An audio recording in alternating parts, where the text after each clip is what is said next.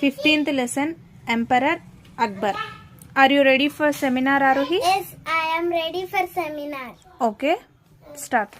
Akbar was one of the greatest ruler of India. He ruled over large empire.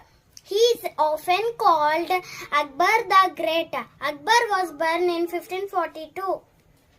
Very good. 1542. Mughal emperor was the son of Humayun and his queen Hamida Banu Begum. Hamida Banu Begum. Hamida Banu Begum. Akbar was only 14 years old when he became ruler. Akbar empire over the India.